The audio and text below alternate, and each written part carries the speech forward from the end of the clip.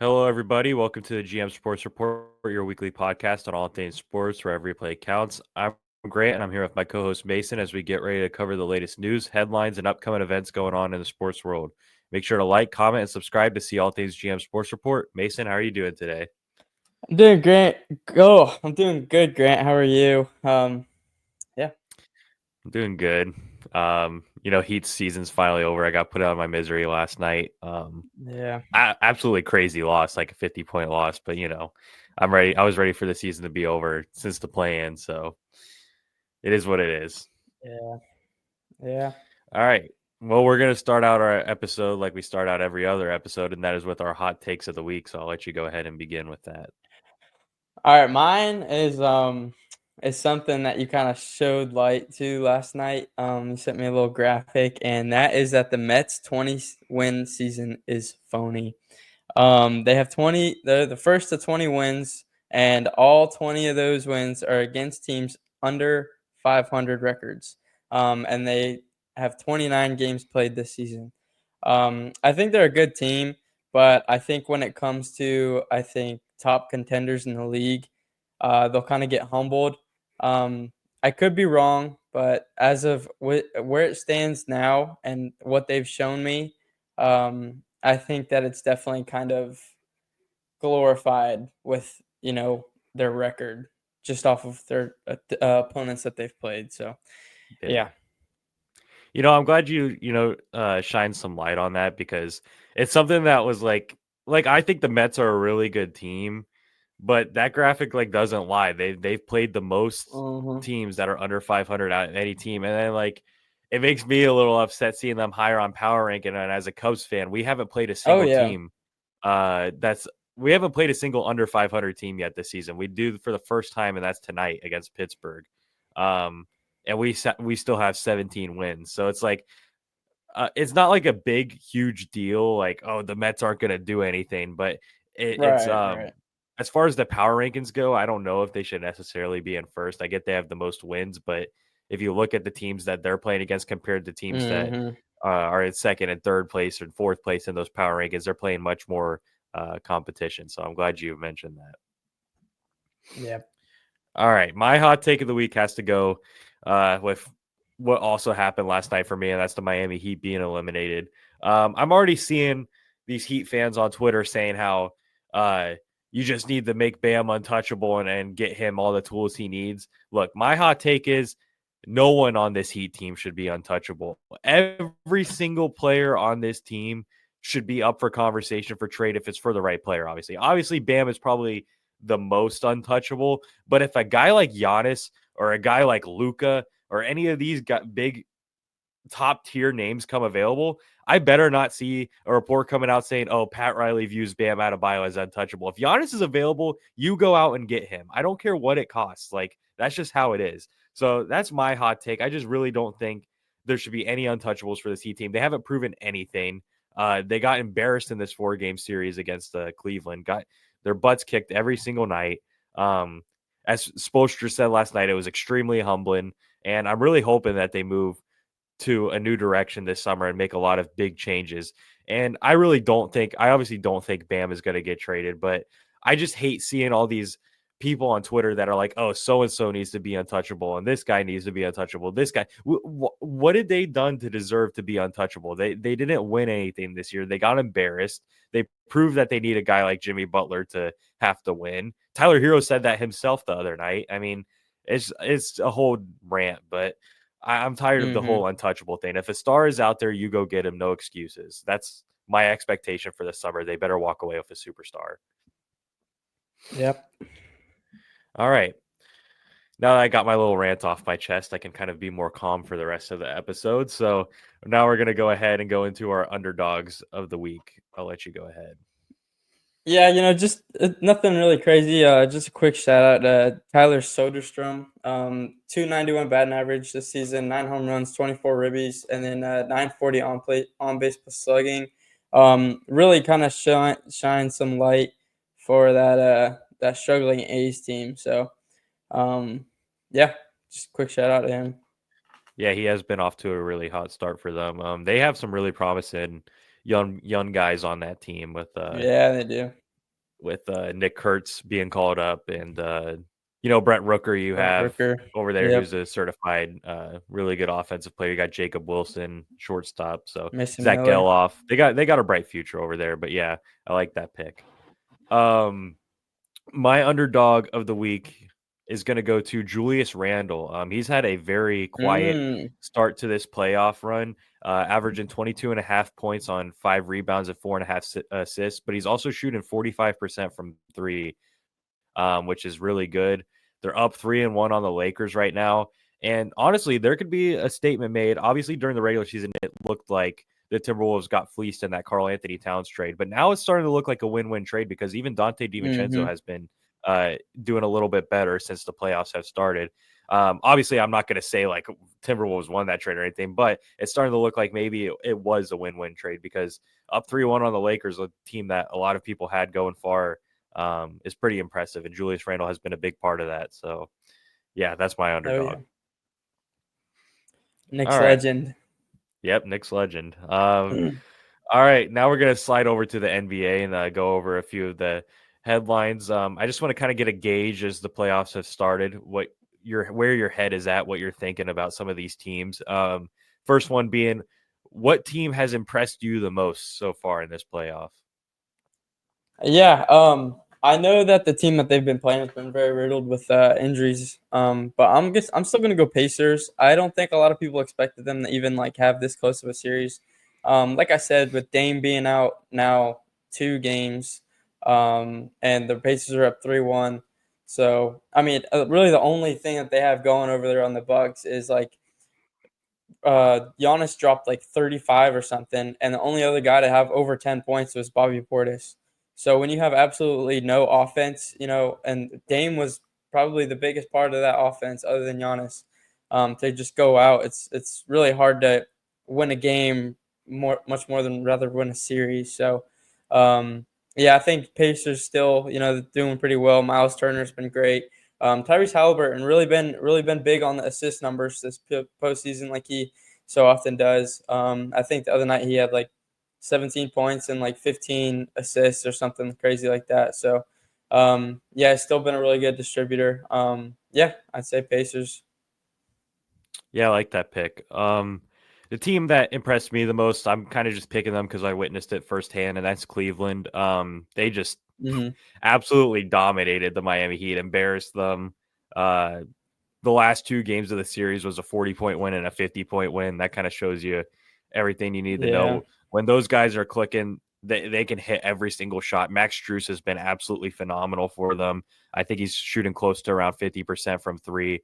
DeAndre Hunter has been such a great get for them. That was a phenomenal trade at the trade deadline for them to go out and get that guy. Obviously Donovan Mitchell looks fantastic. Darius Garland missed the last 2 games, but he looked good at the start of the series. And obviously hmm you have the Twin Towers in Evan Mobley and Jared Allen that look fantastic. So they look very impressive. And after watching that series, I really don't know if there's anyone that can beat them in the East. I know I said that I had Boston coming out of the East, but I Yeah. really think that this Cavs team is legit. So yeah, that's the team that's impressed me the most. Yep. All right. So now my next topic I wanted to talk about is, who is your sleeper team for the playoffs? A team that you think might go further than others think. Yeah. I think you kind of shined a little light on them when you kind of shouted out Julius Randle, and that is the Wolves. I think a lot of people kind of just swept them under the rug, but with them doing what they've been doing with the Lakers, uh, they're handling them a lot easier than I think most people have thought. You heard everyone saying, "Oh, Lakers in 5" before the season or the series even started. But with Ant at the helm, and then Julius Randle and Dante DiVincenzo like performing how they have, I think that they're going to make it a bit farther than most people have thought. They might not make it out of the second round, but still, just dealing with the Lakers is sleeper enough. Yeah. And on top of that, Jaden McDaniels has been absolutely fantastic for him, putting up Yeah, some really big numbers on top of playing phenomenal defense. They look like a really solid team. I mean, they made the Western Conference Finals last year, and for whatever yeah, reason, they didn't really get benefit of the doubt this season, but they're off to a really hot start. So it'll be interesting to see. And I like that pick a lot for sleeper team. Um, hmm for my sleeper team, I kind of just, I went with the team that I've been rocking with for a couple months now, and that's the Los Angeles Clippers. I sound like a Yeah. broken record because I keep repeating this, but I just really like this team. I love seeing James Harden with his redemption arc kind of thing going on right now, playing some really good basketball. I love seeing Kawhi Leonard healthy and playing meaningful basketball. Yeah, they're just gonna go for my sleeper team. I'm not gonna rant on it too much because I've been talking about them so Yeah, much yeah. lately. But yeah, that's my sleeper team. All right, next we're going to go into the negative side. We're going to talk about the team we find most disappointing so far in this playoff run. Yeah, I'm gonna go with the team I kind of just shredded a little bit, and that's the Lakers. You have that star-studded of a roster. I think that the presence of Anthony Davis is really kind of noticeable, in my opinion. You got it seems like they don't have that kind of big presence that they need um, to win the series. Yeah, you got Luka and LeBron, but at the end of the day, it all comes down to defensive, winning. So. Yeah, I'm just gonna go with the Lakers. Yeah, I went with three teams. I went with the Grizzlies, obviously getting swept by the Thunder. Oh, I that's get John right. Yeah, Morant got hurt, but you know, I kind of expect them to go out and win one, maybe, but they didn't. I went with the Heat. Obviously, they got swept as well. Just total embarrassment there. And then I also went with the Lakers as my third team, just because everyone thought that they were like at least going to make it to the Western Conference Finals was what hmm a lot of the analysis and media were saying, and I completely agree with you. Their lack of having a like true big man is showing right now. And hmm I think that's a big problem that they need to address going into this offseason. So yeah, I also went with the Lakers as a disappointing team. So real quick, the Golden State Warriors, I believe, just went up 3-1 last night on the Rockets. Would you say that Rockets have been disappointing? So the thing is, I wouldn't Because really they've kept it close. yeah, I wouldn't say they're really disappointing because one, they're already a very young and unexperienced team outside of Fred That's VanVleet. fair. So this is kind of like their first Yeah. run in the playoffs. And two, they're playing against the Golden State Warriors, who have some guys on there that have some of the most experience you can possibly have when it comes to Yeah. the playoffs and the finals and all that stuff with Curry, Jimmy, and Draymond. So I'm going to give the Rockets a pass. I think they're just not quite there yet. Sort of like the Pistons as well. I don't think they're going to win hmm their series. I think it'll be over after tonight. They're a good young team, but I just don't think they're quite there yet. When you look at the Lakers, that's all veterans pretty much that are on that team. So there's not as much Yeah. excuses for those Yeah. guys. So that's how I look at it, at least. That's fair. All right. Now we'll go into a more player based question. Who is your playoff MVP so far? Yeah, I know he's been getting a lot of hate, and I hate to go biased, but I got to go with my guy Jalen Brunson. 33.5 points per game, 9 assists per game, and 48% field goal percentage in the playoffs so far. Currently has the most points per game in the fourth quarter of any playoff series by a point guard in the last 10 years, and among all positions is ranked second and third in the past decade. So, he's just yeah, he gets like called out a lot for all the foul baiting and stuff, but you can tell when he's not on the court that the Knicks are in danger, if that makes sense. Without him on the floor, it's like, oh man, there's a really big question because the only offense other than Brunson is Cat, and he's shown that he can. He's shown why he won Clutch Player of the Year, and yeah, he's been my MVP of the postseason. Yeah, that's a good pick. Um, I I leaned more into the valuable aspect of this, because his stats aren't really like the best stats out of like all the players or anything like that. But I really do feel like for his team, he is very valuable. And this also might be biased, but I'm going with Jimmy Butler. The team, it's just a night and day difference when he's out on the floor. Obviously, they were able to win that game. He was out because Steph Curry had a Steph Curry performance, which can happen hmm for a one game thing. But if they lose Jimmy for a long time, like a long period of time, I don't think they're going to have much success. It's hmm proven in the record since they traded for him. They had the best record in the NBA since acquiring him in that trade. He's just so valuable for that team. Uh, when Curry gets to go sit down and rest, he gets to go out there and run those units, and that has been so negative for them before getting Jimmy Butler. And since they have gotten Jimmy Butler, those lineups have been absolutely fantastic that he's gotten the run out there, and it helps give Curry some rest, and he doesn't have to be out there for every minute of every game in the playoffs now because they have a guy like Jimmy Butler. And we saw him last night. He was nowhere near being healthy. I'd say he's about 50% healthy, and he went out there and scored 27 points, 6 rebounds, and 5 assists. So I just think he's so valuable for this team. They look so much more confident when they're out there. And I can also say this firsthand. When he was on the Miami Heat and it came playoff time, he just inserts this confidence in these players that aren't as well known in the league. I mean, we saw Quentin Post have some big games. All those, Buddy Hield, who had been struggling all season long, has started to turn it on. We just see this happen with Jimmy Butler. He's just so valuable, I would say, as the word to describe him. So that's why I'm going with him as my playoff MVP. Nice.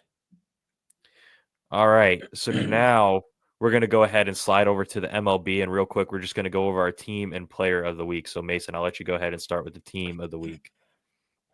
Team of the week, I'll do kind of what you did last week, and that's not the team of the week. And that is going to be the Colorado Rockies, 1-9 in the last 10, 4-24 on the season.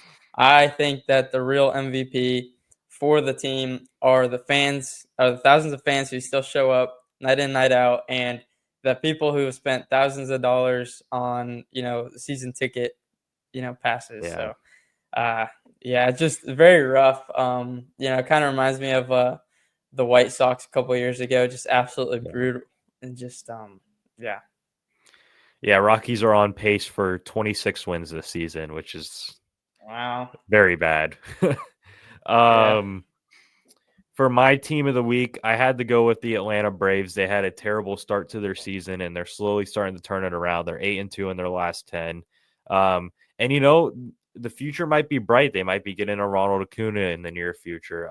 So that could help, and they're starting to turn it on when they had a terrible start. I also wanted to shout out the New York Mets, who are 8-2, but like we said, a lot of that is against poorer competition. But 8-2 is 8-2, especially in the MLB when there's so many games.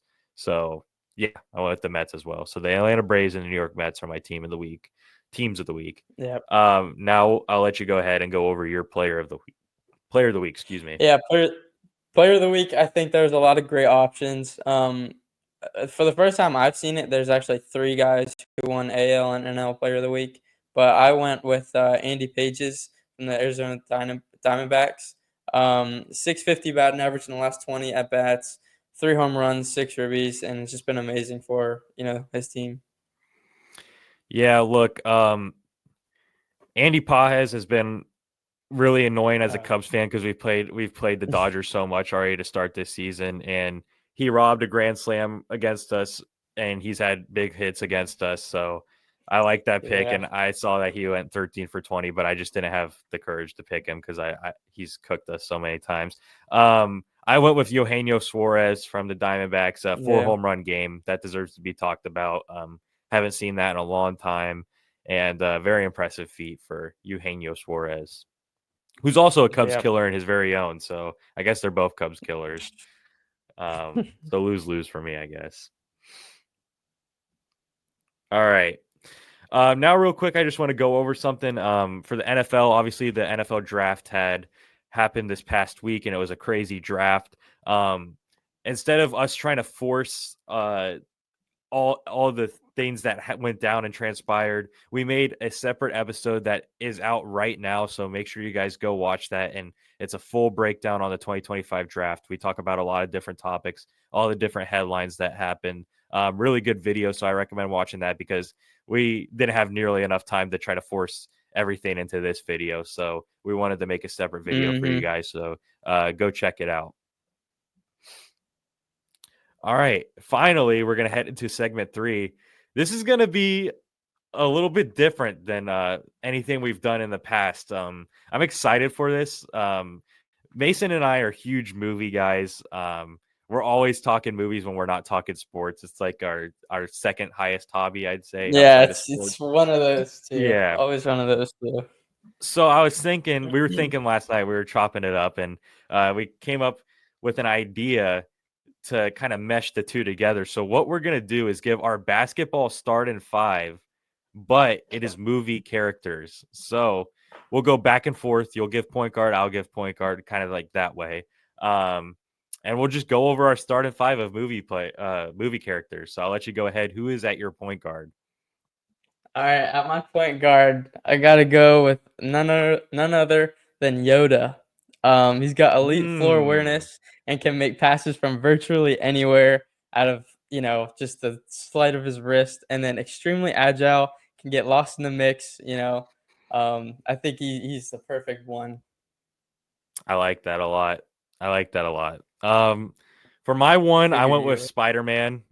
Super agile, super Okay. quick, can get up and down the court really fast, and then we all know about that vision. He's got that spidey sense, so he's going to be throwing Mm-hmm. absolute dimes to his teammates. His reflexes are really good, so I expect him to be a really good scrappy rebounder for at the guard position. I think he's a triple double machine, so I'm going with Spider Man at the one. All right, who is your Okay. shooting guard? Yeah, he's actually my two. I kind of viewed him more as a defender, like a Hall of Fame defender. Can stick to you like glue. Kind of very versatile. A lot of lateral movements, and can catch those Yoda lobs. Kind of finish in the paint. Do whatever you gotta do. So yeah, Spider Man is my shooting guard. For my shooting guard, I want a really knockdown shooter. I want someone that's going to shoot something and not miss. So I'm going with none other than Hawkeye. We all know it Yeah, doesn't miss. So absolute knockdown shooter. I think it's just kind of a given. Also wanted to shout out John Wick. He was my secondary option that I had in mind. Another knockdown okay. shooter. All right, who is your small Yeah, that's forward? Yeah, so my 3, 4, and 5 are kind of all just primarily defensive based. We're kind of locking down the paint with these guys, and my 3 is Voldemort, who should not be named. He's a little undersized, but if he can guard the basket like he can guard a Horcrux, we should be good as long as Harry Potter's not on the floor. Yeah, So I was that's about to kind of that's say, are kind you of sure my about vision. that? I know. As long as he's not on the floor, we should be all right. Okay, all right. For my three, I have two. I have to go over both of these because I was really proud of the second one that I picked. Even though this first one is my starter, I'm going with Reed Richards, dude. I mean, when you think Oh small forward, you yeah. think someone with a nice long wingspan, lockdown defender, someone that could be athletic at the rim. Uh, and what better pick than to go with Reed Richards, the man that can flex his arms as far as he wants. That's Well, just a lockdown defender, if you ask me. So he's my that's my 4, starter so there. And then yeah. my secondary has to go to Maximus Decimus Meridius. I mean, this is the guy from What the Gladiator. I want heck? someone strong and burly over at small forward, someone with a strategic mind like him. So yeah, that's my backup small forward is Maximus Decimus Meridius. We're just gonna throw a few haymakers in there. Oh yeah, hey, I want someone scrappy down there. All right, who's your power forward? Yeah, my 4 is Reed Richards, Mr. Fantastic. I really just did it purely off of the rebound you know, statistic of that, definition of a stretch four. Can get around the defenders, grab a board from literally anywhere on the court. So yeah, I think he's a good kind of 4 in my opinion. Yeah, I like that. I went with the actual human with non super powers for my four. I want an absolute dog at my four. And what better route to go than Rocky Balboa? You can't tell me this man ain't gonna back down from a rebound. He's gonna do all the Dennis Rodman type plays. I want an old school power forward, and I think Rocky Balboa is the perfect pick for that. So I'm going with You don't think Rocky he's a little Balboa at the four. Huh? you don't think he's a little small though? A little It's Rocky small? Balboa. It's Rocky Balboa, dude. Look at what he I did to Ivan guess, yeah. Drago. He's tall, wasn't he? Yeah, He's a heavyweight. yeah. He's a heavyweight. Are we So doing I, fouls? Are we doing fouls? I Are think fouls just scrappy, turned off? physical 90s style basketball, Rocky Balboa would be an MVP. Okay, okay. Yeah, well, I think we need to start like putting in the decades of like when we're playing. All So right. if we're doing that, then I understand. I think both of our fives are gonna absolutely forget about the game of basketball. Because I kind of had an idea who you were picking at 5, and I went the complete opposite. I picked none other than Thanos. Big body bends that nobody's getting past unless you go back in time. So, yeah, he's my 5.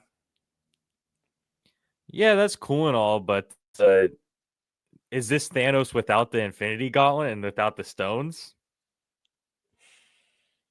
Um, even if he's not, he's still powerful. He dealt with, So I think, or you're gonna pick. I had a feeling you were gonna pick Thanos, so I changed my 5 How because I did knew you you were gonna know use the that? whole him beating Hulk thing to How did you against me. know that, dude? I knew you were gonna do that. So I actually Wow, switched it and put in a sub, and I'm going with Optimus Prime at my starting bro, he center. does not fit on Just a an basketball absolute. court, dude. He does fit on a basketball court. No, he Absolute does big not. body. When he's in truck form, he does, and we'll play in an outdoor venue. So I'm going with Optimus Prime at my 5. And something that wouldn't be talked about enough as far as Optimus is the leadership there. You're telling me at halftime we're down 5, you get a speech from Optimus Prime. You're not going to go out there and rip through your competition in the second half on top of Rocky Balboa at your 4. I mean, that is just such leadership and veteran savvy from those two guys. I would absolutely love to see those guys on a team together.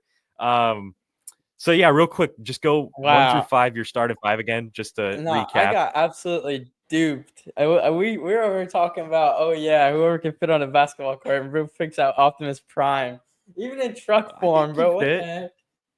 I don't think so. But if he can fit in I think Amway he. Center, he's good.